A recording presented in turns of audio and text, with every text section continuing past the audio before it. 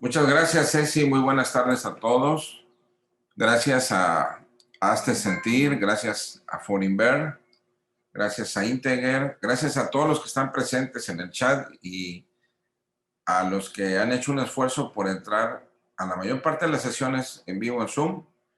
Y bueno, lo importante es que pasemos lista a través de Zoom o a través de YouTube o a través de Facebook para que podamos tomar el mayor número de los módulos y tengamos una idea muy clara de todo lo que son las corrientes políticas del pensamiento, las corrientes del pensamiento político y del pensamiento económico que han influido y siguen influyendo en la historia de nuestro país. El tema que vamos a ver hoy es un tema que tiene que ver con los medios de comunicación y con las redes sociales, pero yo no les traigo en este tema algo común. Yo no les traigo en este tema algo, es decir, yo no les voy a platicar mucho de cuáles son los medios de comunicación más importantes de México, ni cuáles son los que más apoya el gobierno, ni les voy a decir qué es el Facebook, ni qué es el Instagram, ni qué es el YouTube, y qué son las demás redes sociales. No, yo le decidí dar un enfoque más importante, más profundo a este módulo que puede resultar en apariencia árido, pero que estoy casi seguro que como se los voy a manejar, les va a agradar mucho porque todo lo que está en los medios de comunicación, todo lo que está en las redes sociales, absolutamente todo tiene que ver con que si lo que estamos viendo es verdad o es mentira. Entonces, lo que vamos a dar es algunas herramientas que nos van a ayudar a permitir discernir, distinguir cuando algo es probablemente real y cuando algo es probablemente falso y probablemente es mentira. Para poder tener una idea de lo falso, hay que saber primero lo que es la verdad. Y para poder tener una idea de lo que es la mentira, hay que saber lo que es falso y lo que es verdadero. Para poder comprender la demagogia de la mayor parte de los líderes políticos del socialismo del siglo XXI, que está invadiendo muchas de las esferas gubernamentales de los países de América Latina, como una retórica manipuladora de la mentira, manipuladora de los sentimientos y de los pensamientos de un pueblo, a través de la mentira o a través de la manipulación de los sentimientos para inducir a las personas hacia el error. Esta retórica de muy mal nivel, pero muy impactante porque es popular, tenemos que estudiarla a la luz de la ciencia. Como dice aquí el comentario de chat, venga la ciencia. Bueno, la ciencia que vamos a manejar hoy parte de la antigua Grecia. Y esto es muy importante porque está vigente. Entonces, tiene mucho que ver con los procesos lógicos, pero hasta ahorita los procesos lógicos siguen siendo muy, muy importantes en la ciencia. Tan lógico como que 2 más 2 son 4, entonces si el 2 está compuesto de 1 más 1, entonces 1 más 1 más 1 más 1 es 4. Esa es una lógica matemática. Bueno, voy a compartir mi pantalla con la ayuda de Ceci y... Claro que sí. Ya, sí puede... perfecto, sí. Bueno,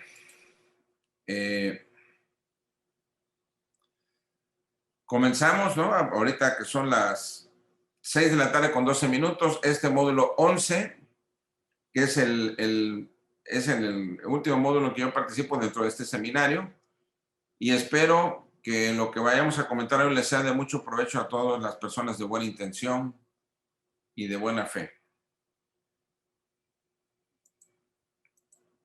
Lo dividí en 3 partes. La primera es tratar de familiarizarnos un poco con algo que ya vimos, pero lo vimos muy rápido, pero lo vamos a ver un poquito más a profundidad Porque esto tiene que quedar perfectamente claro en la mayor parte del entendimiento de ustedes. Y es que el entendimiento es uno de los conceptos que vamos a ver el día de hoy. Y son los órdenes de la existencia. Todo lo que nos rodea, todo lo que está a nuestro alrededor y dentro de nuestro cuerpo, es decir, la inmensa cantidad de cosas que hay hasta el infinito alrededor nuestro, en nuestro vecindario, en nuestra ciudad, en nuestro país, en nuestro continente, en nuestro planeta, en nuestro sistema solar, en nuestra galaxia y en la parte del universo de la que formamos parte, ese es el orden natural. Y es muy importante tener conciencia del orden natural porque es de donde proviene el hombre, al cual pertenece el hombre, del cual se alimenta y vive el hombre y en el cual el hombre no puso ni un solo gramo de sus facultades creativas ni de sus voluntades para que este orden natural se constituyera. Para los que somos creyentes, el orden natural es parte de la creación de Dios y para el que no sea creyente, debe de intentar comprender la grandiosa magnitud de la naturaleza, la cual, si bien es cierto tenemos que cuidarla, tiene un poder omnipotente sobre todas las personas. Fuera del orden natural, muy por encima de él, encima de una estructura que rebasa el conocimiento científico simple y modesto, está el orden divino que pertenece a las leyes de Dios, que puede ser visto desde la religión que profesemos. Pero las principales religiones del mundo están de acuerdo en que el Dios supremo, el Dios único, el Dios Padre, es el que creó la naturaleza y el cosmos. Y muy por abajo del orden divino y del orden natural está el orden convencional. Convención viene de convención, de ponernos de acuerdo, que tiene mucho que ver con las estructuras sociales. Es el orden que ha puesto el hombre para poder vivir en sociedad, pero es el que se ve todos los días, es con el que convivimos todos los días, desde que nos despertamos, desde que salimos a la calle.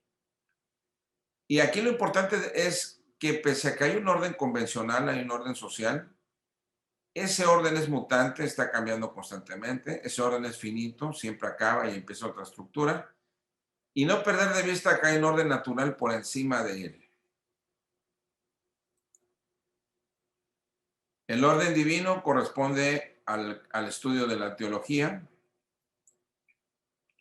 El orden natural lo podemos apreciar a través de la observación, viendo la majestuosidad de los árboles, pero sobre todo viendo cómo es posible que a partir de una semilla nazca un árbol, las corrientes marinas de los mares y océanos, en las cuales el hombre es muy poco lo que puede modificar, y viniendo un huracán o una tormenta vuelven a tomar sus cauces naturales, y este es el planeta en el que vivimos.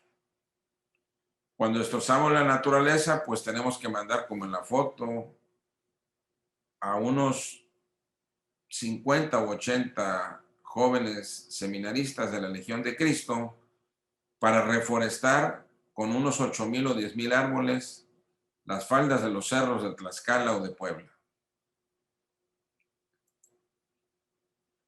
El orden convencional, eso que ha hecho el hombre a través de los sistemas políticos, a través de las normas, son principios establecidos por el hombre, como dice ahí la definición, dado un poder terrenal, es decir, es un poder que es finito, que finito quiere decir que fenece, ¿sí? Finito quiere decir que no es infinito, que a través de un consenso, porque eso es el derecho, eso es la política, son acuerdos de voluntades, donde se llega a un acuerdo en la sociedad para imponer una ley, para redactar una constitución, para hacer un código, para hacer un tratado internacional, para abrir una embajada, para celebrar unos Juegos Olímpicos, todo es a través de acuerdos entre los hombres. Y este orden establecido se va a aplicar a una comunidad o a una sociedad en un lugar determinado, por un tiempo determinado. Puede ser por un siglo, por espacio de 15 días. y va a tener un fuerte impacto ese orden convencional que normalmente se ve a través de los sistemas políticos, jurídicos, económicos y manifestaciones culturales en la historia. Los órganos de gobierno, tanto mexicanos como de otros países, son parte de ese orden convencional social hecho por el hombre. La división política de los países, de los más de 160 países que conforman el mundo, también viene de ese orden convencional, la delimitación de sus fronteras, el nombre de sus países, los tipos de gobierno que tienen. El Estado mexicano, que estructuralmente se ha vuelto complejo y en la teoría del derecho es sólido, y el cual estamos cuidando para que no se desconfigure, pues ahí tienen esta imagen un pincelazo de cómo está estructurado el Estado mexicano, que tiene un nivel federal de gobierno, tiene un nivel estatal y tiene un nivel municipal. ¿Sí? Hay un solo gobierno federal, hay 32 gobiernos estatales pertenecientes a las entidades federativas y hay más de 2,000 gobiernos municipales porque hay más de 2,000 municipios. El gobierno federal se va a dividir en el poder legislativo, que tiene su Cámara de Diputados, su Cámara de Senadores, el poder ejecutivo, que es el presidente de la República, abajo de todo lo que es el presidente de la República, la estructura que está debajo de la presidencia de la República o debajo de un gobernador, se llama administración pública. Está el Poder Judicial, que normalmente lo forma la Suprema Corte de Justicia, el Poder Judicial Federal y los poderes judiciales de los estados. Y están los organismos autónomos que tienen aproximadamente unos 20 años, 25 a lo mucho, que se comenzaron a ser autónomos. Algunos organismos como el Instituto Nacional Electoral, como el Banco de México, como parte de una experiencia del conocimiento administrativo y de la conveniencia de dar la autonomía a ciertas entidades jurídicas que manejan campos muy específicos del quehacer público para que a través de esa autonomía jurídica y política puedan desarrollar mejor sus actividades encomendadas por la Constitución y las leyes ordinarias y que van a estar encaminadas al bien común que buscan los mexicanos. Esta es una parte que tenemos que cuidar bastante porque no viene producto, el organismo autónomo no es producto de la ocurrencia de alguien, sino que es producto de la experiencia de un pueblo, que a través de las modificaciones sucesivas de las leyes ha ido constituyendo organismos autónomos que, si bien es cierto, tienen el mismo nivel que estos tres poderes, de cierta manera, dependen de los tres para su constitución. Es parte de la teoría del equilibrio de los poderes, que tiene unos 250 años de estar vigente en el mundo occidental.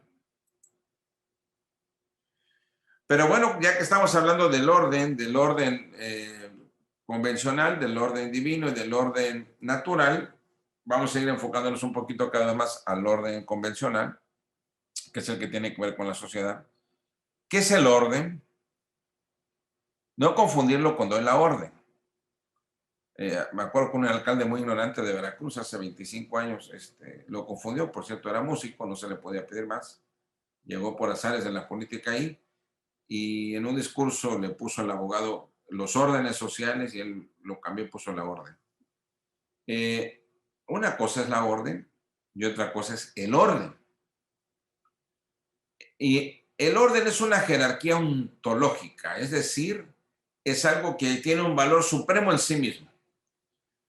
Es la perfección, según Santo Tomás de Aquino, seguramente se refiere en primera instancia al orden divino, al orden de las cosas, a la jerarquía de Dios, del Hijo, del Padre, del Espíritu Santo, de los ángeles, ¿sí? De los arcángeles, querubines, etc.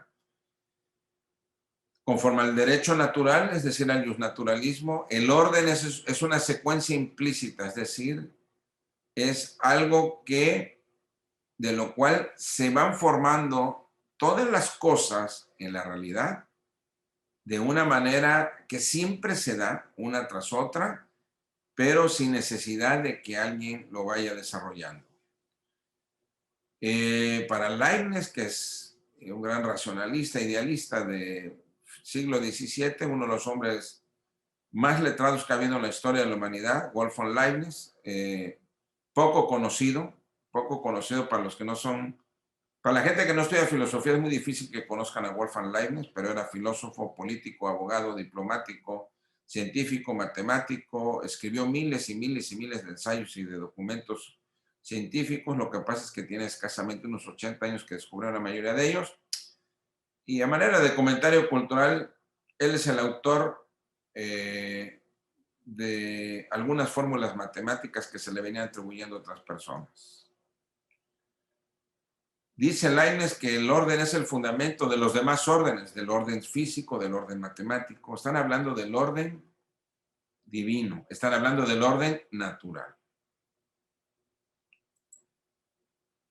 Esos tres órdenes nos van a llevar a tres tipos de leyes: la ley natural, que son las leyes de la madre naturaleza, ¿verdad?, que son implacables cuando el hombre las desobedece; la ley divina, que es lo que nos permitirá trascender después de la muerte; y la ley humana, que es para vivir en sociedad en este mundo terrenal.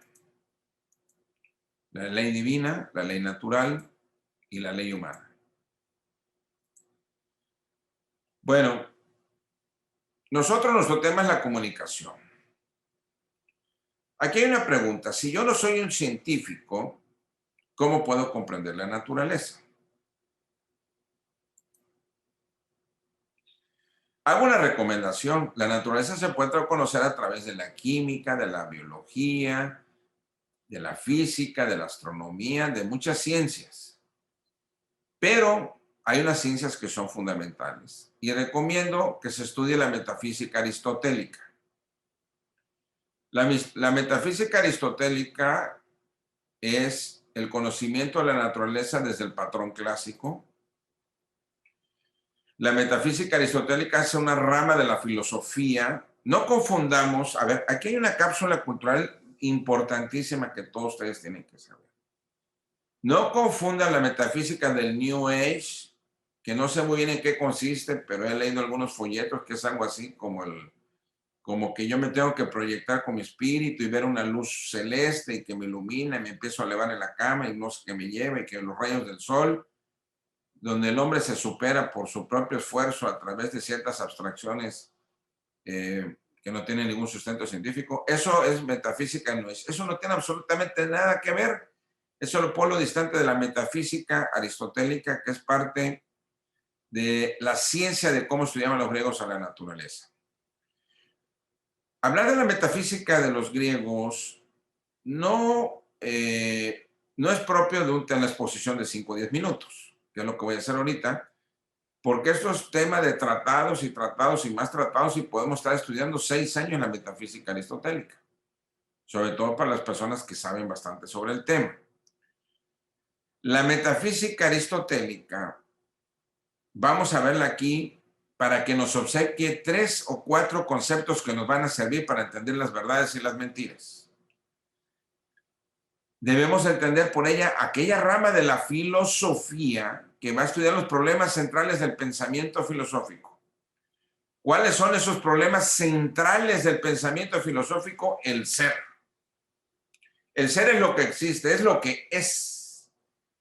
Y les adelanto, de ahí viene la palabra ser humano, para que tengan en cuenta la importancia del ser. En cuanto tal, cuando decimos que es ontológico, es que las cosas son lo que son en sí mismas, es decir, no relacionadas con otras. Lo que es una manzana es la manzana, no está relacionada si es verde, amarilla, roja, si es madura, si está verde, si está en una caja, si está en un frutero, si son 10 o si son 100. La manzana es la manzana en sí misma, es una manzana. Es el absoluto de lo que es. La filosofía va a estudiar el ser, el absoluto, va a estudiar a Dios, va a estudiar el mundo y va a estudiar el alma, entendida como aquella parte racional del hombre, sobre todo en la época clásica. La metafísica va a ser ese estudio de la naturaleza y va a describir las propiedades, sus fundamentos, sus condiciones, las causas primeras, la realidad, así como su sentido que tiene la naturaleza, y los fines que tiene la naturaleza. Por eso les digo que son estudios metafísicos. Los estudios metafísicos son muy, muy extensos. Y aquí vamos a abordar algunos temas que nos van a servir para identificar lo falso de lo verdadero, la verdad de la demagogia, etc. Vamos a pedirle a Aristóteles que nos obsequie por lo menos cuatro conceptos de los cientos de conceptos que él desarrolla en la metafísica para que nos diga el estagirita. Aristóteles es probablemente uno de los 3 o 4 hombres más inteligentes que ha dado la historia de la humanidad. Haciendo un lado al Jesús histórico, en lo personal para mí es el hombre más inteligente que ha habido en la historia de la humanidad. Y muchos piensan como yo. Y los que no piensan como yo están obligados a consultar a Aristóteles para criticarlo. Vamos a pedirle al maestro griego que nos diga qué es la realidad, porque si comprendemos qué es la realidad, podemos entender dónde está la falsedad. ¿Qué es el ser? Porque tiene mucho que ver con nosotros. ¿Cuáles son las causas? Porque cuando vemos una noticia, un fenómeno social, vemos la noticia, pero no estamos viendo las causas de ese fenómeno social. Por ejemplo, ¿cómo llegó el actual gobierno que está dirigiendo los destinos nacionales de este país al poder? Hay muchas causas, pero yo en un criterio estrictamente personal voy a decir cuál fue una de las causas de ella. El sector privado de México estuvo 6 años diciendo que la corrupción era la causa de la pobreza de México, que no es cierto, esa no es la causa, al menos no es la causa principal de la pobreza del país. Cuando estudiamos la época del desarrollo estabilizador de México, vimos cómo creció la economía de México más que la población durante 25 años y había corrupción. Pero cuando en el sector privado, no todos, pero sí muchos, sobre todo los líderes sociales del sector privado de México estuvieron los 6 años de la administración de Enrique Peña Nieto hablando de corrupción y de corrupción y de corrupción todos los días en las redes sociales y en los medios de comunicación, eso lo capitalizó políticamente la persona que tenía 18 años hablando de la corrupción. Estaban abonando para otros. Bueno, tenemos que dar una repasada a qué son las causas y a qué son las esencias. ¿Qué es la realidad? Bueno, la realidad la vamos a estudiar desde el ser. La metafísica aristotélica nos permite decir, como está aquí, miren, que la realidad es todo el mundo material que nos rodea y del que nosotros mismos formamos parte. Algunos pueden decir, eso no tiene mucha importancia decirlo. No, sí tiene mucha importancia decirlo porque mucha gente confunde la realidad. La gente piensa que la realidad es lo que está aquí, en su pensamiento. Y eso no es la realidad. La realidad es este vaso. Y esté yo aquí presente o no esté presente, el vaso aquí está y es parte de la realidad. Esté yo pensando en el vaso o no esté pensando en el vaso ahí está. Estoy yo pensando si el vaso está limpio o está sucio, son características, pero el vaso ahí está. El vaso es parte de la realidad, los mares son parte de la realidad, las sociedades son parte de la realidad, las necesidades de las personas son parte de la realidad.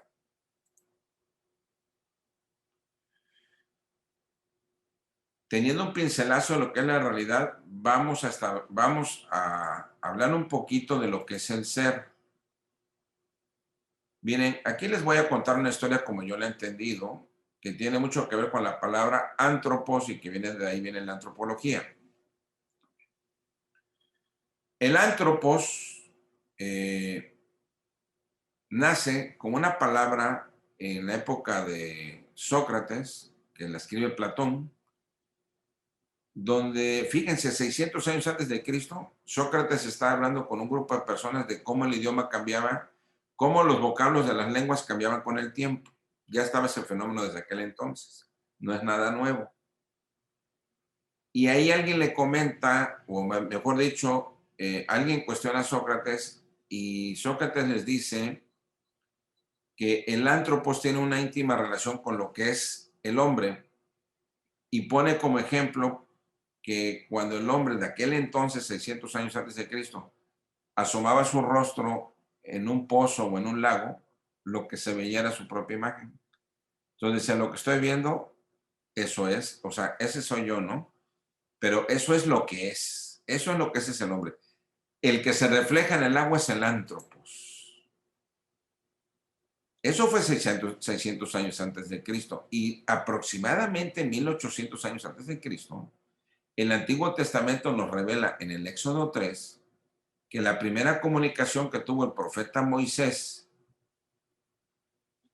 con el ángel del Señor, con aquella figura que con aquella luz que se le apareció a Moisés, después de un diálogo modesto,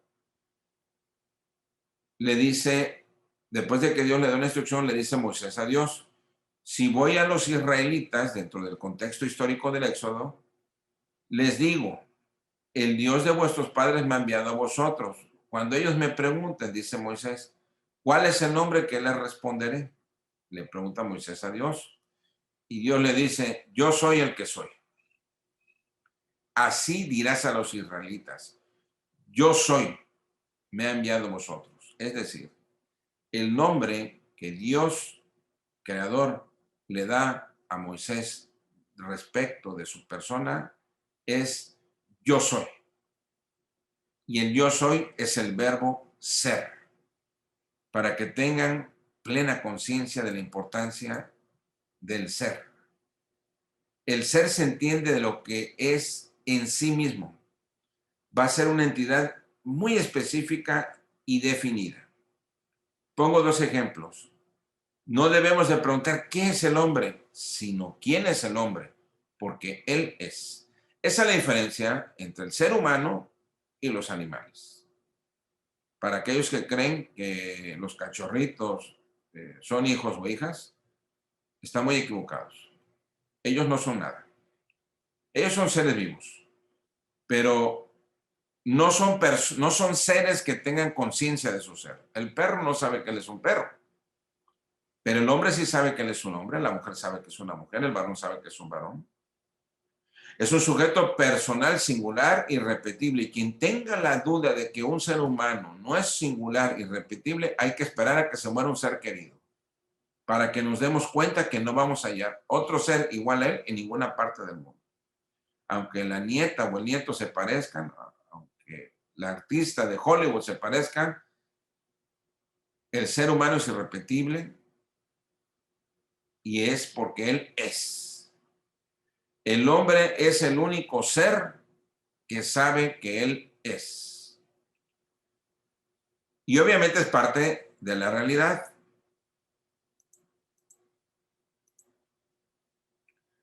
El ente, no lo podemos confundir con el ser, es la sustancia primera. Es decir, es aquello que es individual, pero en relación a otra cosa. Es la primera noción que tenemos de algo. Es decir, y se pone el ejemplo otra vez de las frutas. El ente es, por decir, lo como hace rato comentaba yo el vaso, la manzana. Cuando yo hablo de la manzana, estoy hablando de la manzana en sí mismo. Ontológicamente es en sí mismo. La manzana en sí mismo es una manzana. No estoy diciendo cuántas manzanas son y sus características. El ente es esa noción primera de la individualidad que está en la existencia.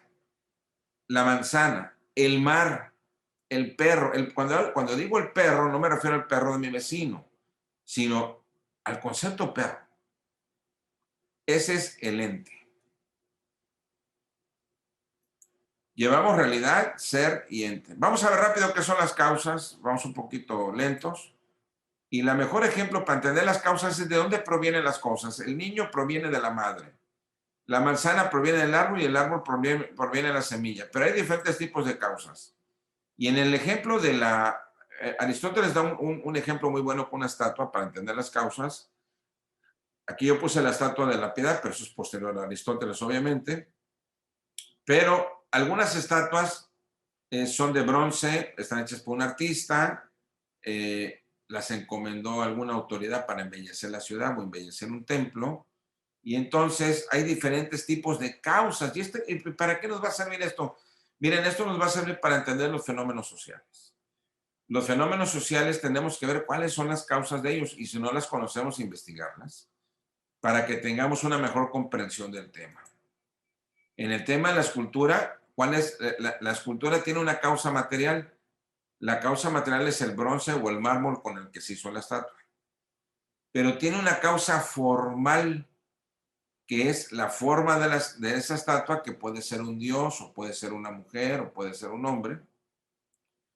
Tiene una causa motriz, que fue lo que generó el desarrollo del concepto, que es el escultor, que es el que con sus acciones y sus movimientos le da forma a la causa material para llevarla a la causa formal, que es la estatua en sí misma, y tiene una causa final que es, en el caso de los griegos, era adornar las plazas públicas, en el caso de los artistas de la época medieval, era llevar el evangelio a través de imágenes, porque no existía la imprenta para hacer libros. También es importante familiarizarnos con las esencias. La esencia es aquello que conforma a un ente o a un ser, de tal manera que su componente intrínseco sí es lo más importante en él. ¿Cómo descubrimos la esencia de las cosas? La esencia de las cosas la descubrimos porque si le quitamos la esencia de las cosas a la cosa deja de ser lo que es. Por ejemplo, ¿cuál es la esencia del hombre? La esencia del hombre es su humanidad. La esencia del hombre son sus sentimientos. La esencia del hombre es su manera de pensar. Cuando alguien fallece y está un cuerpo inmóvil tendido ahí, ahí lo que está es el cuerpo de quien fue una persona. Pero esa persona, pero ese cuerpo ya no es una persona. Ya no es una persona porque ya no está viva, obviamente, y al no estar viva ha perdido su razón y su manera de sentir las cosas. Lo mismo puede suceder con las frutas. ¿Cuál es la esencia del mango? Pues la esencia del mango, si fuéramos nutriólogos o biólogos, diríamos que es la pulpa. Pero, visto más humanamente, la esencia del mango es su sabor. Si al mango le quitamos la pulpa, ya no hay mango. Si al mango le quitamos sus azúcares, pues no sé qué es. Puede ser químicamente un mango, pero no es el concepto mango hasta que no, hasta mientras conserve su sabor a través de la pulpa. Esa es la esencia del mango, la pulpa y su sabor.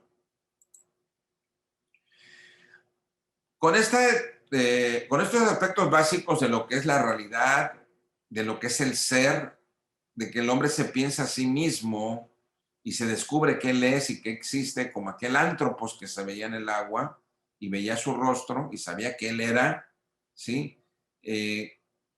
Como aquellos entes que son conceptuales cuando hablamos la manzana, el perro, cuando decimos el país, la ciudad. Cuando hablamos de la esencia de las cosas, nos vamos familiarizando mucho con los órdenes y especialmente con el de la naturaleza. Pero si ya tengo una idea de lo que es la naturaleza y de lo que es el ser y lo que es la realidad, que es todo lo que existe a nuestro alrededor y dentro de nosotros, esa es la realidad. Todos los días oigo la palabra cultura y todos los días oigo manifestaciones de cultura y algo tiene que ver con la cultura, o todo el quehacer social tiene que ver con la cultura. Entonces, si conozco la naturaleza, conozco las bondades de los océanos y de los árboles y de los ríos, ¿qué es la cultura? La cultura, los estudiosos de la historia, sobre todo los estudiosos de la filosofía antropológica, sobre todo los estudiosos de la filosofía de la ciencia, pueden definir la cultura de muchas maneras, inclusive atribuirles categorías. A esa es la estatua del padre McGivney, fundador de la Orden de Caballeros de Colón, en un parque precioso en la ciudad de New Haven, en el estado de Connecticut. El padre McGivney, que murió joven, fundó no solamente la Orden de Caballeros de Colón, sino que se dedicó a forjar cooperaciones económicas para proteger a los niños huérfanos que se habían quedado sin padre. Los libros, las bibliotecas, las esculturas, las enchiladas del mole poblano y los bellos bailables que hay en México son cultura. Entonces, ¿qué es la cultura? La cultura es todo aquello que hace el hombre que no les ha dado de suyo, no les ha dado de origen, no les ha dado gratuitamente por la naturaleza. Es decir, el mango es naturaleza. Hacer jugo de mango y enlatarlo es cultura. Hablar de los océanos en un libro es cultura, pero el océano no es cultura porque el océano ya estaba en la naturaleza. El bronce con el que se hace la estatua del padre McGivney es cultura. Es arte y es cultura y es escultura. El material del que está hecho no es cultura, proviene de la naturaleza. Darle esa forma, esa belleza y ese sentido es cultura. Los ingredientes que conforman la alimentación de los mexicanos, cuando se toman de la naturaleza, no es cultura. El producto, el chile que se da en la naturaleza no es cultura. El maíz que se da en la tierra no es cultura. Lo que es cultura es procesarlo y transformarlo y darle una sinnúmero de presentaciones para hacerlo más nutritivo y más delicioso. Nuestros bailes son, aparte de bellos, tienen mucho que ver con las expresiones culturales del pueblo mexicano. Entonces ya vamos teniendo un orden natural y un orden cultural.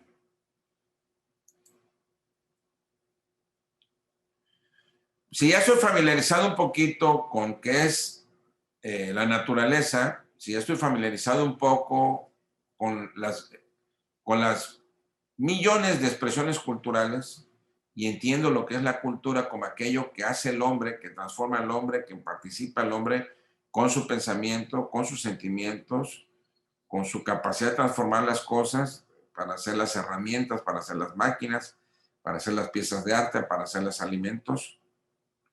Todas esas expresiones culturales que las puedo empezar a distinguir de lo que es natural, me permite tener una idea más clara de dónde estoy ubicado terrenalmente, cuál es el concepto natural y cultural de las cosas. La política y el derecho y los discursos de los políticos van a entrar en la cultura. Entonces, cuando entro en el proceso cultural de las expresiones políticas de la ciudad donde vivo, de mi país, tengo que empezar a pensar dónde está la verdad. La pregunta correcta es qué es la verdad, pero como estamos hablando de la dimensión terrenal, es dónde está la verdad, qué es la verdad, qué es la verdad en sí misma, no, la verdad no como valor moral, no como valor cultural, sino qué es la verdad en sí misma. Es decir, metafóricamente, no, al hablar de la verdad, vamos a hablar como por decir algo, ¿quién es el hombre? ¿Quién es el hombre? Es hablar sobre la verdad. Hablar de otras expresiones del hombre ya son en la diversidad cultural, es qué clase de hombre es, de qué raza, dónde vive, de qué época la historia, ya desde la luz de alguna ciencia. Pero no, primero tenemos que familiarizarnos con el concepto de verdad en sí misma. Y esto es parte de la teoría del conocimiento, que también se le puede llamar nociología, el familiarizarnos con la verdad y con el conocimiento, que es propia también de grandes tratados y de estudios de muchos años. Yo aquí nada más humildemente les vengo a dar un pincelazo para que tengamos todos una idea de lo que estamos hablando. Y usted va a decir que tiene todo esto que ver con las corrientes políticas de México, es que con un poco de líneas de la teoría del conocimiento o la nociología, vamos a empezar a comprender mejor el mundo de la información que nos rodea. Vamos a hablar de la percepción, de los diferentes tipos de percepción rápidamente, de la razón que usa el hombre, de la percepción intelectual, de su inteligencia, del proceso cognitivo para conocer las cosas, para llevarlo a poder distinguir la realidad y la verdad.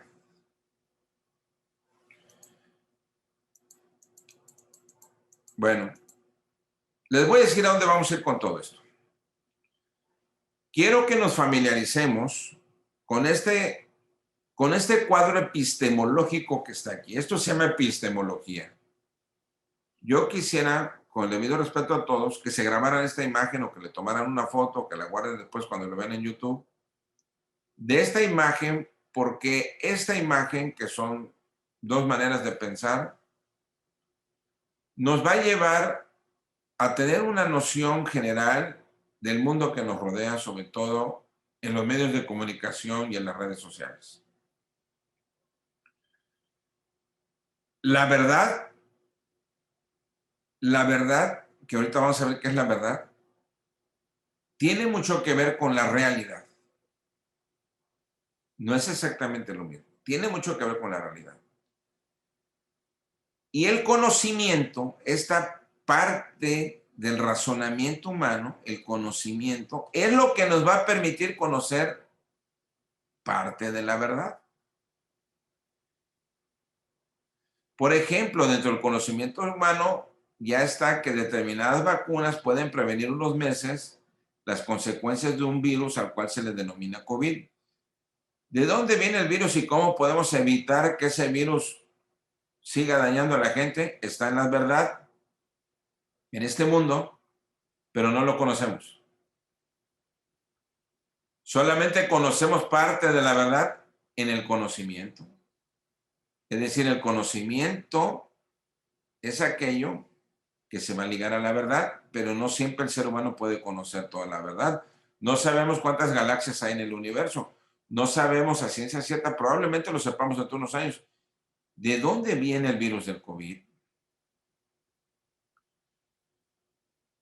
Y este es el mundo de las creencias o de las opiniones. Las creencias y las opiniones suelen ser lo que más escuchamos en redes sociales y en medios de comunicación, que no tienen que ver con la verdad, ni mucho menos con el conocimiento. No tienen que ver con el conocimiento, ni mucho menos con la verdad. Esto es lo que quiero que nos ubiquemos. Opinar, ahora estamos viviendo los tiempos de la opinología.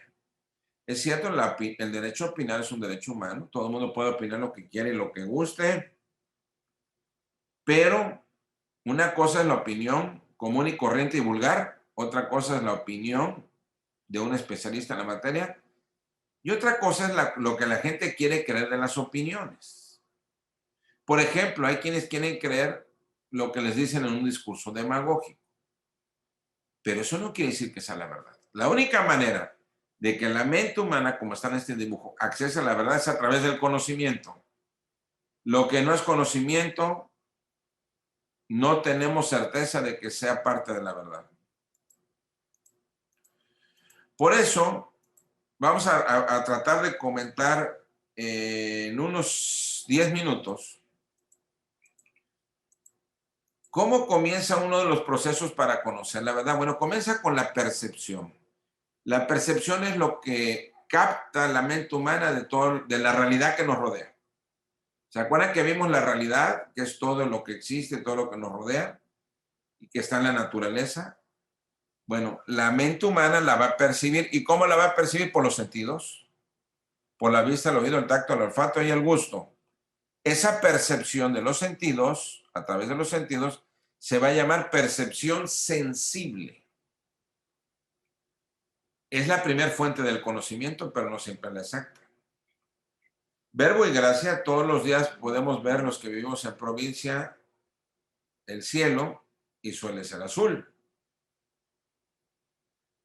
Pero cuando vemos las fotos que toman en el espacio sideral, los astronautas o las máquinas que vuelan fuera de la Tierra, vemos que el cielo no es azul, el cielo es transparente. Si nos paramos en un campo y vemos el horizonte, aparentemente está plano, no alcanzamos a ver que la Tierra es redonda. Es decir, la percepción sensible tiene sus límites, pero es la primera que tenemos, nos permite ver el color y la forma de las cosas. Nos permite ver los contornos, las figuras, el fondo, seleccionamos algunos datos, nos empieza a desarrollar una conciencia sensorial que tiene que ver con los estados de ánimo a través de los colores, los olores.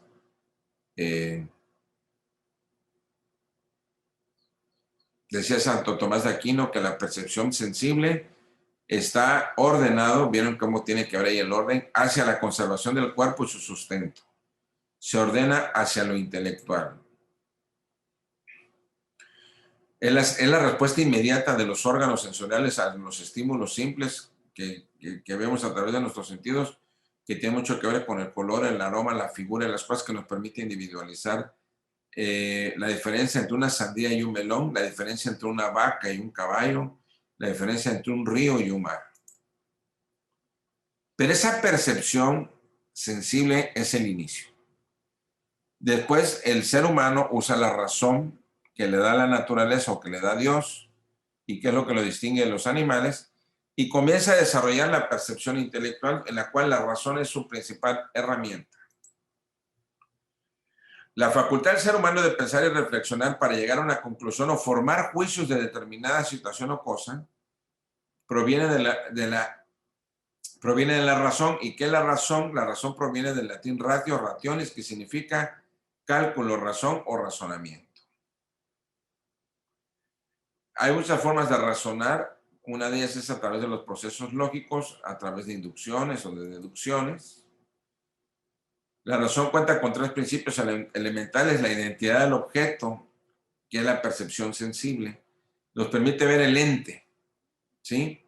El ente manzana, el ente caballo. Ah, ya sé que lo que están haciendo ruido ahí son unos perros, ya sé que es perro. Ya sé que lo que hay es un mitin, es un político que está hablando, ¿sí? Pero yo voy a identificar que hay un mitin porque oigo ciertos ruidos, ¿no? En la plaza pública.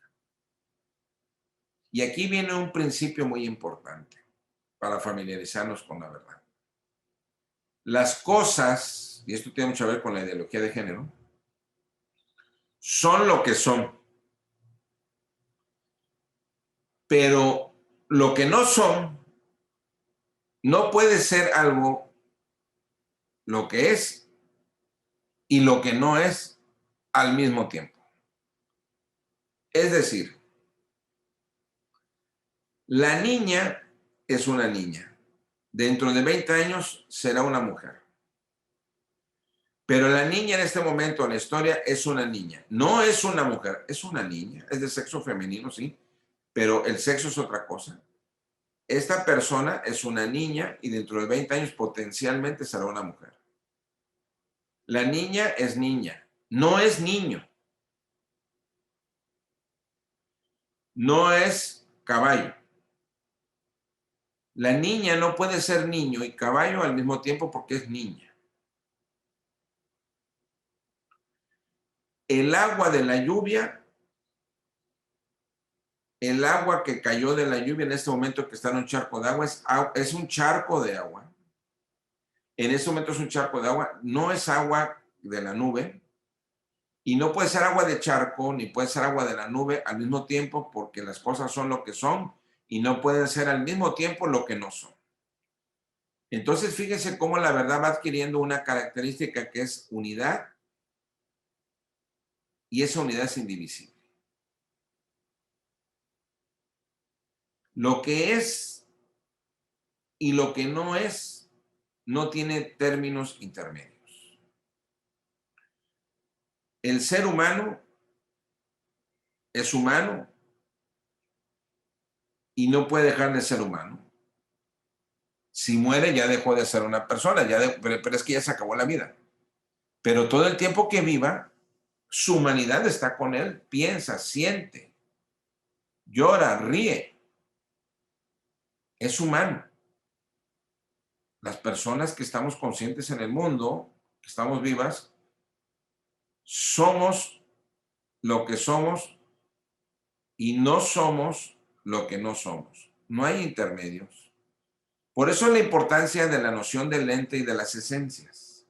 ¿Se acuerdan que la esencia es aquello de lo que se compone el ente que si se lo quitáramos dejaría de ser lo que es? Al mango, si le quitamos la cáscara, sigue siendo un mango. Si lo pelamos con un cuchillo y le quitamos su hueso, sigue siendo mango. Pero si le quitamos la pulpa y sus azúcares naturales, ya no es un mango. Quiere decir que la esencia del mango es la pulpa y sus azúcares naturales.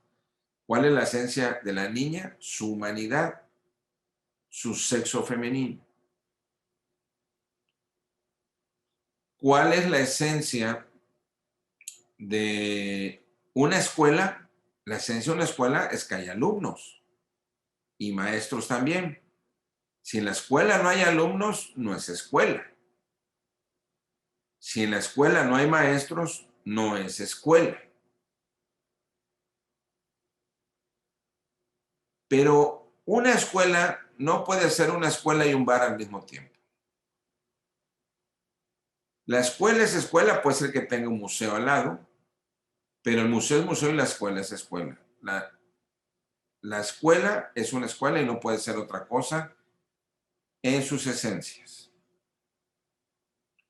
Así es como se va formando la percepción intelectual a través de la inteligencia, ¿sí? Y la inteligencia va a ser la facultad cognoscitiva que tiene un origen de la naturaleza espiritual, que va a captar lo abstracto, lo inmaterial y lo universal. ¿Qué es abstracto? Por ejemplo, es aquello que algo no se ve, pero sí existe, como por ejemplo los números. Sabemos que 5 más 5 son 10, sabemos multiplicar y sumar. Son inmateriales los números cuando hacemos nuestros cálculos, son inmateriales las notas musicales cuando se toca el piano o se toca el violín. Y vean qué bello, son universales, porque las notas musicales y los números son universales. Y eso está en las facultades abstractas de la mente del ser humano. Bueno, si la percepción y las ciencias es el camino para que el conocimiento se acerque a la verdad, tenemos que familiarizarnos con la verdad a través del conocimiento. Si yo quiero saber sobre la enfermedad, tendrá que ser a través de la ciencia médica. Si yo quiero saber sobre las finanzas públicas, tendrá que ser a través de la economía o de las finanzas. Pero si alguien que no sabe de economía y de finanzas opina sobre el bien común del México, esto está aquí en las creencias, no está en el conocimiento. Y el hecho de que no esté en el conocimiento lo distancia de la verdad. Puede ser que alguien con un talento preclaro y una inteligencia natural suponga algunas cosas a través de la intuición que se aproximen a la verdad. Por eso el círculo morado está en lo naranja. Pero eso es muy difícil y en pocos casos. El camino más correcto para accesar a la verdad es a través del conocimiento. Bueno, esta parte es un poquito larga. La realidad y la verdad. Entonces, si la existencia es verdadera y es efectiva de algo de alguien, entonces estamos hablando de la realidad. Mi hijo, mi novia, mi novio, mi esposa, mi esposo, mi hermano, mi hermana, realmente existen. Ellos forman parte de la realidad. Porque la realidad es evidente. La evidencia es la presencia de una realidad inequívoca, como decir, lo que ilumina al mundo todas las mañanas es el sol. Esa es la realidad. Que Aristóteles vuelve a comentarnos el ser y el no ser. Entonces, miren, aquí en la parte central ya vamos acercándonos al tema principal y de salida. La realidad es todo lo que existe. No hay ninguna duda de eso. La verdad es cuando el pensamiento humano se adecua a la realidad a través de la percepción sensible e intelectual.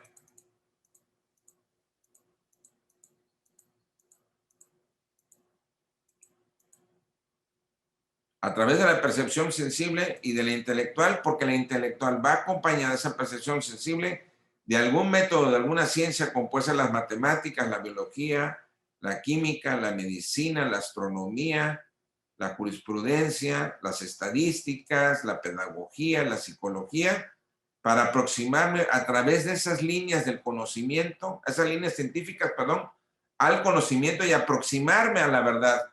Cuando esa realidad coincide con lo que está reproducido en nuestra mente, entonces a eso le llamamos verdad. Es decir, vamos a buscar que si la realidad es evidente y es lo que nos rodea, tenemos que ver que la verdad es cuando esa realidad la entiende el pensamiento. Este cuadro que tiene aquí enfrente es muy importante. La realidad ya está ahí, la pensemos o no. Pero cuando el pensamiento entiende esa parte de la realidad, es verdad. Y la verdad es lo que es. El vaso es el vaso, la niña es la niña, el mar es el mar. Las cosas son lo que son, pero también son lo que no son. Es decir, la niña es niña. La niña no es niño. La manzana es manzana. La manzana no espera. La justicia es la justicia. La injusticia no es justicia. El agua del mar es salada. El agua del mar de las playas de Veracruz es salada. El agua del mar de las playas de Veracruz no es dulce. Es lo que es y lo que no es. No debemos delimitar el conocimiento y la comprensión a las cosas de lo que son. Esto es así, ok, es correcto, pero también hay que valorar lo que no es, porque esto nos va a permitir distinguirlo de la mentira. Entonces, esto quiero que se entienda muy bien. La realidad está ahí, estemos vivos o muertos, estemos presentes o no. Y la verdad es cuando el pensamiento, la comprensión se adecua a la realidad. El conocimiento es el método para buscar la verdad y aproximarnos a la realidad. Los hechos de la naturaleza, como una lluvia, como un huracán, y los hechos del hombre, como un meeting, como un accidente vehicular, son hechos que ahí están independientemente de que se conozcan o no. Esa es la realidad social. Una subida de precios es una realidad social. Una falta de crecimiento en las fuerzas económicas de una nación o de una sociedad se puede medir con econometría y con estadísticas y es una realidad social. A través de esas ciencias puedo conocerlo. Si alguien viene y opina algo y no sabe de esta ciencia, su opinión no debe de tener relevancia.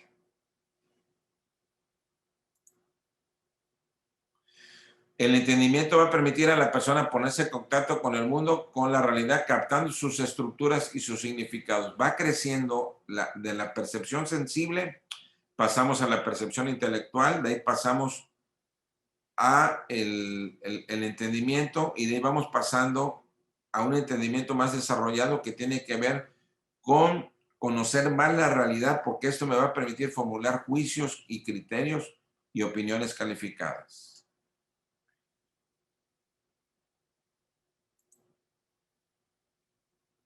Las cosas son porque son, no porque las estemos pensando. Bueno, ahí tenemos ya una aproximación de lo que es la realidad, lo que es la verdad, lo que es el conocimiento y la diferencia del conocimiento con las opiniones o creencias. El conocimiento y otros conceptos que no deben de confundirse con el conocimiento. Ya dijimos que el conocimiento es la facultad del ser humano para comprender por medio de la razón la naturaleza, sus cualidades y la relación de sus cosas. ¿Qué es comprender? Comprender es tener una idea clara de lo que se dice, de lo que se hace o de lo que está sucediendo. Es descubrir el sentido profundo de algo.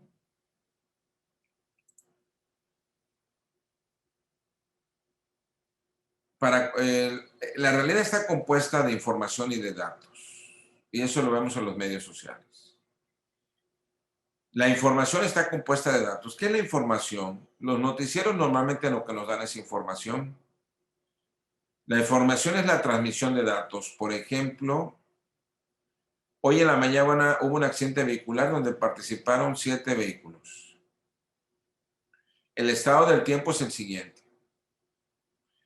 Ayer el Senado de la República aprobó esta ley. Son datos, no es conocimiento.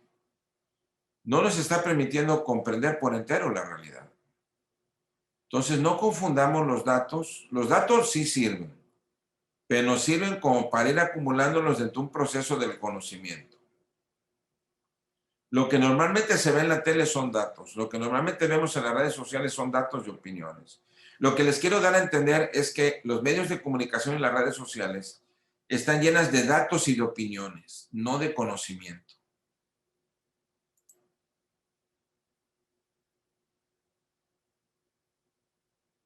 La expresión, ¿qué es la opinión? Es la expresión del criterio de apreciación de la realidad que tiene un individuo sobre un fenómeno o sobre una persona. Pero el conocimiento es lo que universalmente vale. Y se propone como algo que no puede ser de otro modo. Aquí está la relación entre lo que es y no puede ser otra cosa. ¿Qué va de la expresión de una apreciación de una realidad? O sea, esto es muy subjetivo a lo que es realmente conocer. Si la opinión es de un economista sobre economía, tendrá un valor muy muy elevada la opinión porque se desprende de sus conocimientos de economía. La opinión de mi internista sobre la enfermedad es una opinión muy calificada porque proviene de sus conocimientos médicos. Pero la opinión de las causas de la pobreza en México hay que estudiar a los estudiosos de la economía y de la historia.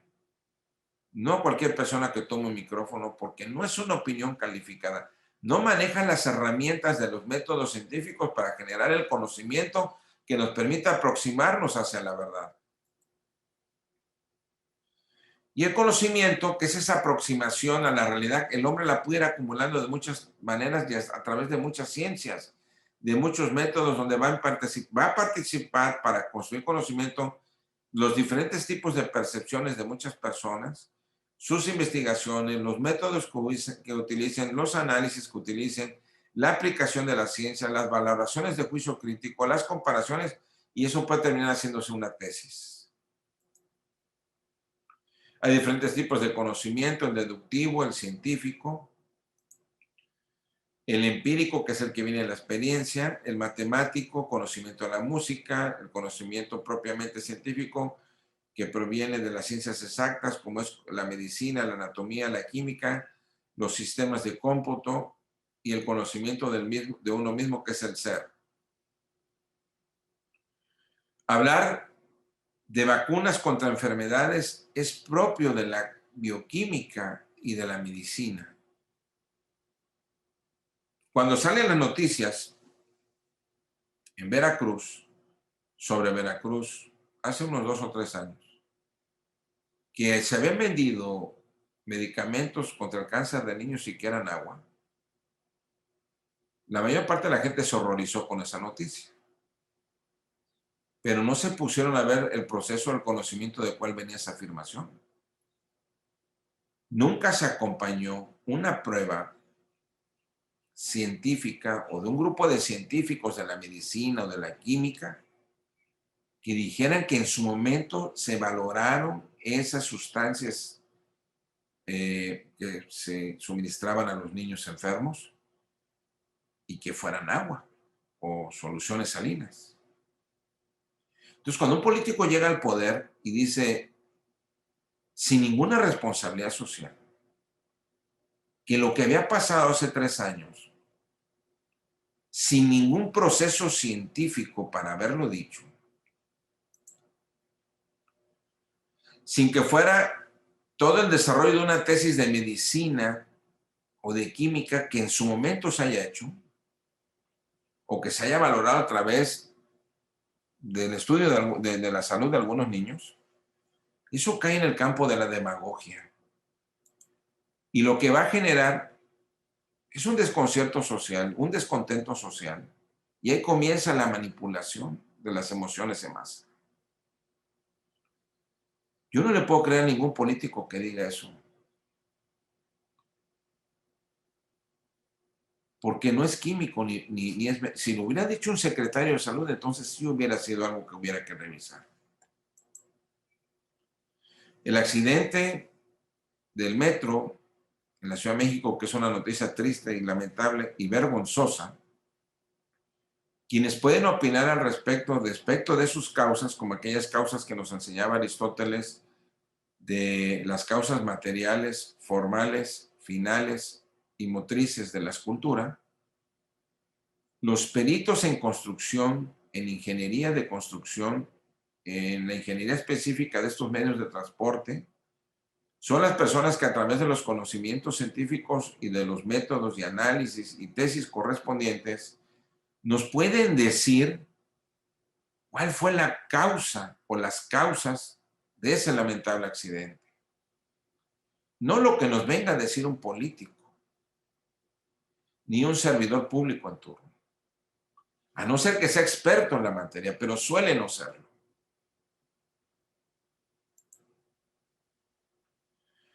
Entonces, fíjense, ¿qué es comunicar? Dice, se puede escribir de muchas maneras, esto lo saqué de la Real Academia Española, pero es hacer una persona partícipe de lo que se tiene. Si yo tengo conocimientos y estoy dando una clase, puedo comunicar mis conocimientos. Pero si yo doy una opinión o digo una mentira sobre algo que debiera estar forrado de conocimiento hacia las personas que me están escuchando, esa comunicación ya no cumple su sentido. Si bien es cierto que los medios de comunicación son estructuralmente el lenguaje, la escritura, los dibujos y los símbolos, y que hoy en día se conducen a través de la televisión, de la radio, de los medios impresos, de las conferencias de gobernantes, del internet, de las redes sociales, dense cuenta el número de medios de comunicación que hoy en día existen desde que amanece hasta que anochece. Y dense un vistazo a partir del día de hoy, si son tan amables, a revisar si esa comunicación que les están diciendo son datos, son opiniones o provienen de un método que nos lleve al conocimiento. Por eso es importante cuando en un medio de comunicación se invita a un experto en una materia, porque esa persona nos va a arrojar conocimientos. Y los conocimientos ya vimos que nos aproximan a la realidad. Cuando son datos, opiniones de los millones de opinólogos que hay en los medios de comunicación de todo el mundo, lo más seguro es que estén diciendo cosas incorrectas. No pueden dar ustedes por cierto y por verdadero lo que se dice en los medios de comunicación masiva y menos en las conferencias de gobernantes y en las redes sociales. Y así se encuentra el ciudadano lleno de muchos datos, llenos de mucha información y tratando de buscar el conocimiento verdadero. Y esos son los medios de comunicación masivos que nos van a decir hechos. Los hechos normalmente se perciben con la percepción sensible. Hay un incendio, hay un accidente, lo estamos viendo. Mientras no sean camuflaqueadas las imágenes, estamos viendo lo que es. Los hechos están ahí independientemente de que lo sepamos o no, independientemente de que hayamos participado o no, los hechos ahí están. Los hechos suelen ser verdaderos en los medios de comunicación cuando son simples, como un incendio, como la demolición de una casa, como la llegada de un visitante político del extranjero, porque la percepción sensorial nos permite captarlo a través de la vista y el oído. Igual que los datos que suelen ser cifras matemáticas o contenidos de información, son parte del conocimiento, van alimentando los hechos. Pero repito, tenemos que ver las cosas a la luz del conocimiento para poder calificar cuáles son las opiniones que podemos oír y las que no.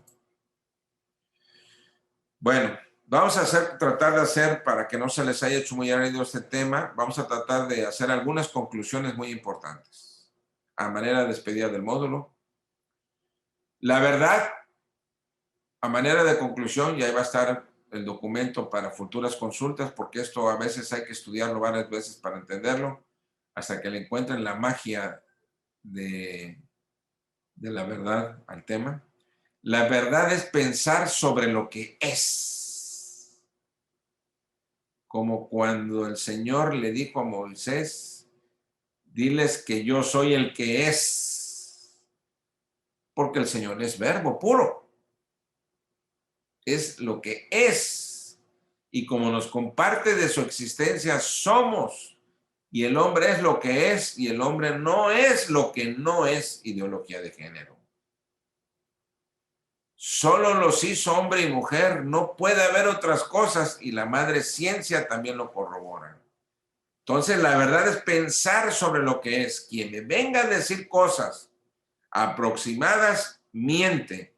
Quien me venga a decir cosas, aunque sea todas las películas de Hollywood, todas las películas de Netflix, la mitad de los noticieros, me estén insistiendo con un tema que no es, eso no es la verdad. Porque la verdad es lo que es y es única y es indivisible. La verdad es conocer la realidad. Ya lo dijimos y lo volvemos a repetir de manera despedida. El entendimiento, ¿qué es el conocer? Es cuando el entendimiento, el pensamiento del hombre se adecua a la realidad. Es decir, yo sé que en la Tierra hay 5 continentes. Eso corresponde a la realidad. Yo conozco, porque he ido a varias conferencias donde me han explicado algunos empresarios y algunos economistas lo mal que está la economía en este país, porque ha habido desatinos de políticas públicas económicas. Estoy hablando ya en un campo del conocimiento. Y si yo me aproximo a un área del conocimiento específico de un tema que a mí me interesa, me estoy aproximando a la realidad.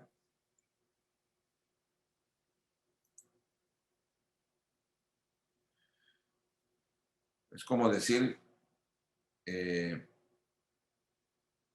Cristo cósmico, cuando yo lo veo en esa figura en el arte, pues como lo he estudiado, sé que es de Salvador Dalí. ¿Qué es lo falso?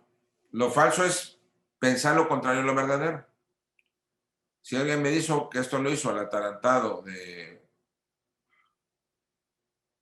Picasso, pues no es cierto, eso es de Salvador Dalí, es falso. Falso es pensar lo contrario a verdadero. Ejemplo, historia de la falsedad. Dijeron que Tomás Alva Edison hizo el foco. Falso. No fue él. Él compró la patente. Pero tienen 150 años diciéndonos que es verdadero. Y la gente cree que Edison inventó el foco o la bombilla. Él compró la patente. Nos dijeron 100 años que Alexander Graham Bell inventó el teléfono. Falso. Él compró la patente. El teléfono lo inventó el italoamericano Meucci. Y así la verdad va saliendo a flote. Y entonces muchas veces, porque nos cambian la verdad oficial, digo, porque los libros de historia oficiales nos dicen cosas falsas, vivimos en el error. ¿Y qué es el error? Pensar o creer lo que es falso. Y aquí viene lo peligroso, que es la mentira. Y sobre todo cuando esto viene de centros de poder. La mentira es que yo soy poderoso. La mentira es que yo conozco lo verdadero y digo lo opuesto para que la gente crea que es verdadero. La mentira se distingue del error. Alguien puede estar en un error, desconoce un tema, tiene información falsa, ¿sí? Como la que puse en estos casos de la historia, ¿sí? Pero la mentira es perversa.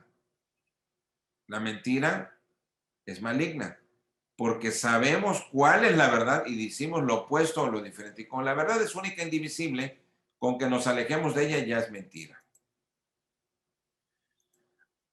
Y en las redes sociales, que tienen algunos aspectos negativos, vamos a ver que las demagogias de algunos gobiernos socialistas contemporáneos van a usar precisamente esas mentiras para manipular a las personas. Manipular es manejar a las personas de una sociedad o de un conglomerado, un pueblo, para impedirles que opinen libremente, para impedirles que actúen libremente, pero a través de mentiras o amenazas. Actualmente, cuando no hay mucho poder, es solamente con mentiras. Las redes sociales son muy buenas, nos permite comunicarnos, nos permite transmitir conocimientos, nos permite transmitir sentimientos, nos permite recrearnos con bellas imágenes, pero no deja de ser utilitaria. La red social no construye conocimiento, es vía de expresión de conocimiento, pero ahí no se construye conocimiento. Entonces, las redes sociales pueden tener estos peligros. Son aspectos negativos de las redes sociales. No quiere decir que la red social sea negativa. Puede ser plataforma de falsas noticias, falsedad, decir algo que no es verdad. Puede ser plataforma de manipulación, puede ser plataforma de demagogia. Y en la red social no se puede aprender ninguna ciencia de manera autodidacta. Esas son las limitaciones de las redes sociales. Y la demagogia, que es con lo que acabamos, ya estamos poniendo la foto de un gran demagogo, es, fíjense cómo está aquí todo lo que estudiamos. El empleo de halagos y falsas promesas, ahí está falso. Falso es lo contrario de verdadero, que son populares pero difíciles de cumplir, y otros procedimientos similares como las mentiras y las opiniones no calificadas para convencer al pueblo y convertirlo en un instrumento de la propia ambición política. Gracias, Ceci. Pues muchísimas gracias, licenciado. La verdad fue una excelente conferencia, un excelente cierre. Lo escriben en el chat, ¿no? Dicen, wow, qué gran información, muchísimas gracias. Se pasó rapidísimo el tiempo y yo creo que para mí también es un conocimiento y son temas bastante actuales que lo podemos relacionar con muchísimos ejemplos que están pasando hoy en la actualidad, ¿no? Que comentamos, ahorita vivimos en una civilización súper subjetiva, ¿no? Que es tu verdad, la respeto, es mi verdad, la respeto y todos vivimos con nuestra verdad y podemos hacer lo que queramos y nos limpiamos las manos porque pues es tu percepción, ¿no? Pero pues solo se queda en esa percepción, ¿no? Y entender desde el inicio, desde la esencia, el lente, el conocimiento sensible, y todo este proceso que lo entendemos en la escuela y nos lo enseñan, pero de forma a veces errónea. Y como lo comentamos, yo creo que fue el primer módulo que expuso, que fue de la conquista, ¿no? O sea, en la escuela, ¿qué nos enseñan de la conquista de los españoles, ¿no? O sea, son conocimientos que, pues la cultura, que es algo que el hombre desarrolla, pues a veces nos manipulan. Y así ahorita los medios de comunicación están al tope, ¿no? Y más ahorita en las elecciones, pues estamos en esa situación. Entonces es muy importante entrar en ese conocimiento a fondo, ¿no? Ya tenemos la percepción, que es lo primero que nos llega, pues seguir con este conocimiento. Entonces yo estoy eternamente agradecida con usted, licenciado Alberto Vaca, me da muchísimo gusto y al mismo tiempo me da tristeza porque pues espero que nos volvamos a reencontrar en alguna conferencia o panel, pero pues de corazón, grandes conferencias, gran cierre de plática y un gusto conocerlo. Yo creo que todos estamos muy felices de tenerlo acá en su última sesión del seminario de corrientes políticas. Gracias, Cecilia. Si Dios nos presta vida, nos vamos a seguir viendo en algún otro tema. Gracias, claro que sí. Gracias a ti por todo tu apoyo, porque sin ti nada hubiera funcionado, te lo súper aseguro. Ay, muchas gracias, licenciado. Pues vamos con las preguntas. Tenemos algunas, ya saben, por el tiempo, pues yo sé que todos tenemos un tiempo un poco reducido, ocupado, la pandemia, pero pues sí es importante hacer este tipo pues de dudas y pues replantearlas. Pregunta José Ángel Arán Escalona. Entonces, ¿podemos decir que el conocimiento y la verdad son uno mismo?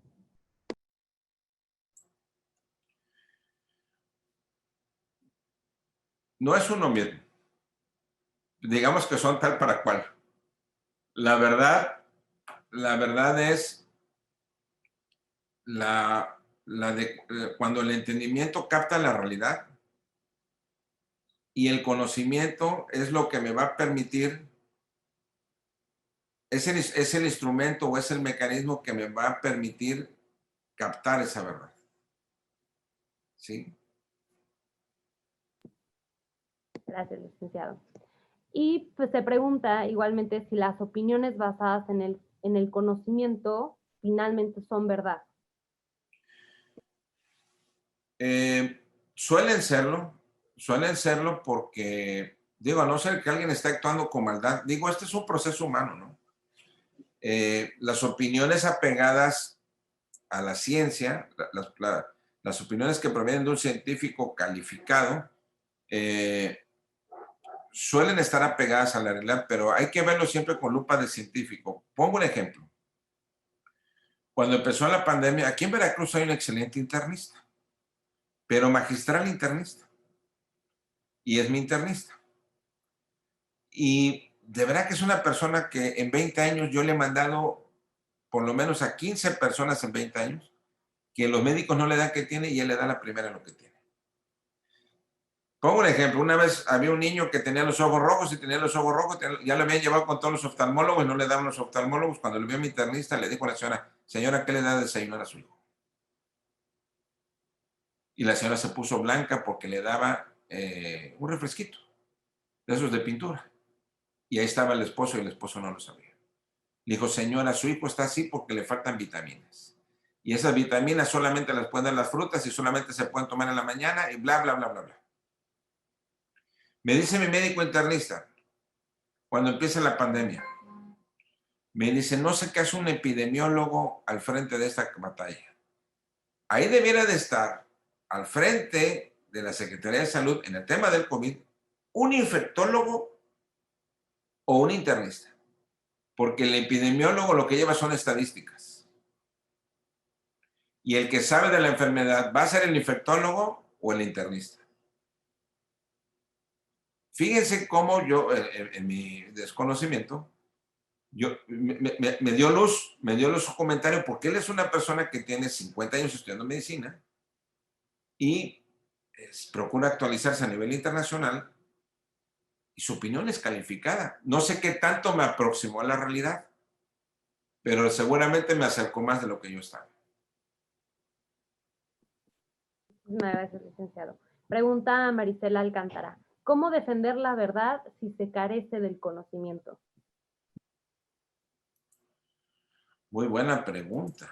¿Cómo defender la verdad si se carece del conocimiento? Sí, voy a tener que decir lo que yo haría en ese lugar, porque pues seguramente sí, he pasado mucho por eso. Si yo quiero ser por convicción ética un defensor de la verdad, yo lo que tengo que buscar es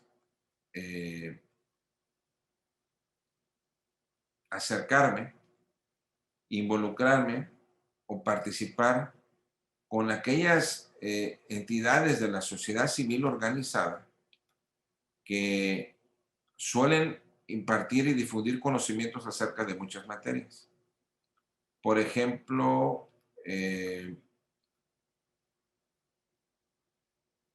como el conocimiento es el método que estamos empleando para acercarnos a la verdad, es decir, voy a tratar de explicarlo de otra manera porque la pregunta es así como de activismo social. Si yo soy un defensor de la verdad, tengo que ver, como nadie es todólogo, tengo que ver, primero tendría yo que estudiar un poquito de teoría del conocimiento. Y estamos hablando de la verdad terrenal.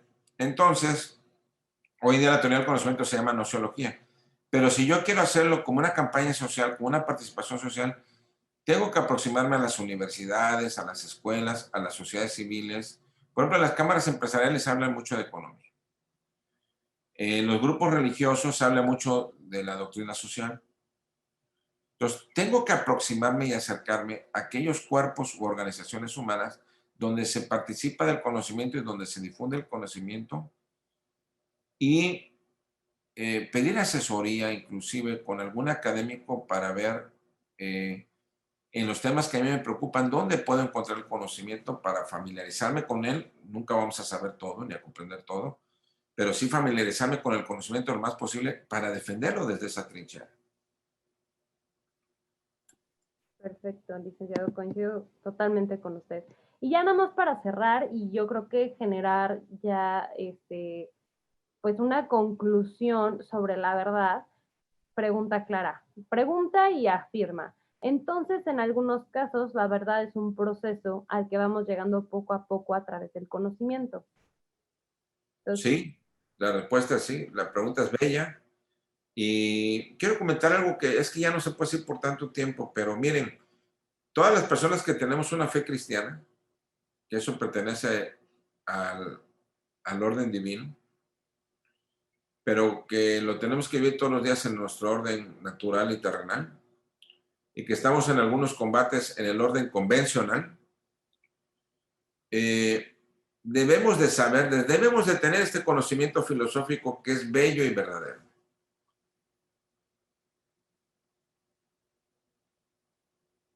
Todo lo que buscamos a la luz de la fe en este mundo, para encontrar la felicidad, para estar en paz con Dios, para vivir en armonía, para defender la verdad, como dice esta persona que hace la pregunta, eh, que me encantó su pregunta,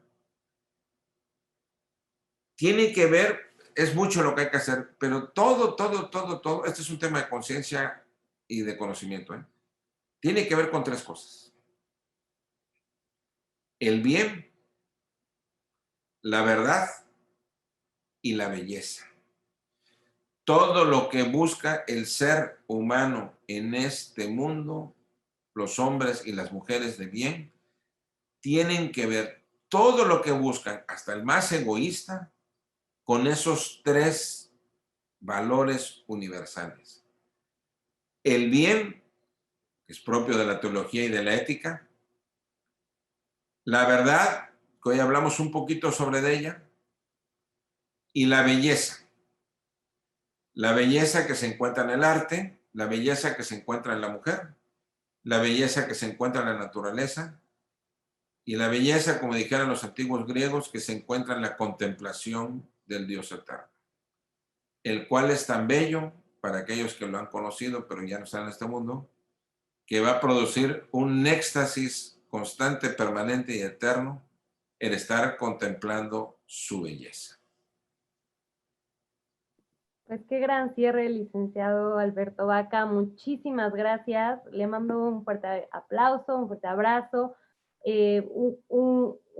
Como ya dije, un agradecimiento por parte de Hazte Sentir y de todas las asociaciones, por parte de los participantes que aquí se pueden ver en el chat, que una excelente cátedra, muchas gracias, se necesita más tiempo, queremos más seminarios, excelente conferencia muy filosófica y elevada, pero muy buena.